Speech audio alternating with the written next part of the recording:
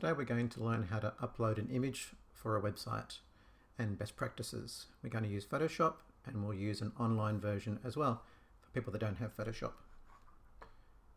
For this first test I'll show you it in Photoshop. So we're going to be putting the image onto this page here.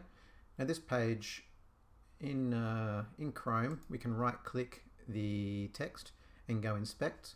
Firefox has something very similar. And what that is, it tells us roughly what size it is. In this instance, it's 916 pixels wide. I'll just do that again. See it in the left-hand corner here, 916. So we might want our image to cover that sort of an area, which isn't quite half that width. So we'll chew it about 400 pixels wide. We talk in pixels on the internet, not centimeters or millimeters, because that's what your screen's made up of. So in Photoshop, we'll go to File, and open and get our image. I've just chosen an image off the internet from a photo library company. The easiest way to do this is to go up to the top here and say, right, it's going to be 400 pixels wide, and you can specify your height. We'll maybe make this 500 pixels high.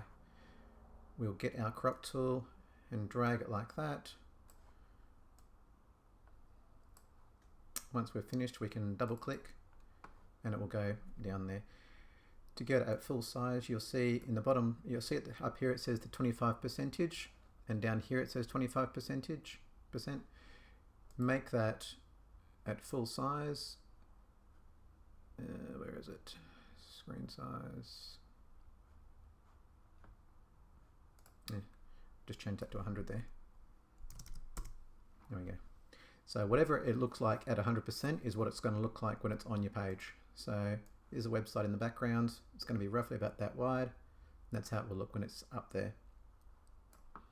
From there, what we need to do is make sure that it's been optimized or saved for a very small size. So under File, we go Save for Web and Devices. Leave it as a JPEG because all photos should be a JPEG unless they have transparency, in which case there would be a PNG 24-bit. Leave the quality at 60, leave it as optimized. Okay, save. And whenever you're renaming a file, don't keep whatever it comes default by, whether it be off your camera or off the internet. Rename it to something that Google's going to like or recognize. So we'll call this girl boxing. So now that we've got that image, we can upload it to our page. So we go to our page in question, which is this one here.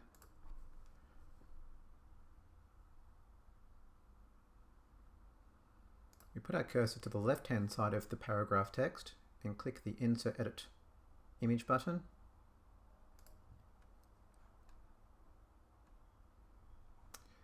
Then we click the Upload button here.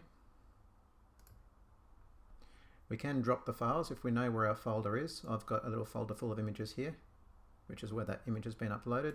I can just drag that onto that area. If I don't want to do that, I can click Browse and find the actual file of my desktop. In this case, it's just here. As you'll see, it gets uploaded here. You can actually also rename that at this point if you wish. And you can also do resizing here and cropping as well if you wish. So I'm going to upload that.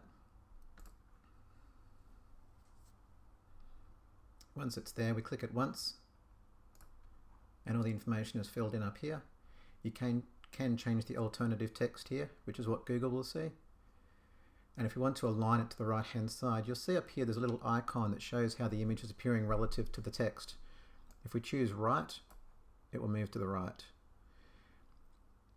We also have a amount of padding that appears around the outside of the text. If we don't put any margin, if we don't put any margin on there, the text can potentially go right up to the image. So normally I would change that and make that, and I wouldn't put any on the right or the top because you want that to be aligned to that top corner.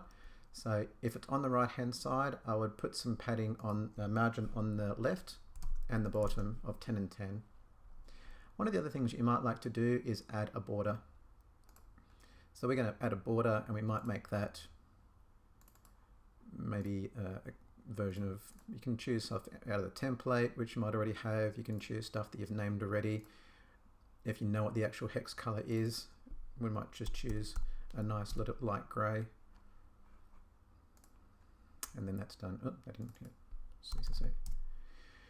And you can also change the width of the border if you wish to be thick or thin or whatever, whichever, and click insert. As you can see, the picture appears on the right hand side with a bit of a gap on the left hand side and the bottom, and it appears on the right hand side. One of the other ways you can upload or resize the image is by going to an online version, an online program. So we've got one here. It's called bfunky.com create/create. So you can actually upload an image. We'll choose it from our computer. We'll choose the same image. As you can see there, we've got a crop tool. Just move that around a little bit and click yes. And that's at 26%, so it's still quite large. So we'll go resize and back to our 400. We'll just make sure lock aspect ratio is on, otherwise it won't scale proportionally. We'll click yes, and there's our image there. From there we just go save to our computer. Again, we've got to rename this. Girl online. And don't have any spaces in your file names. It's not good practice for the internet. Make it a JPEG, quality of 60, and save.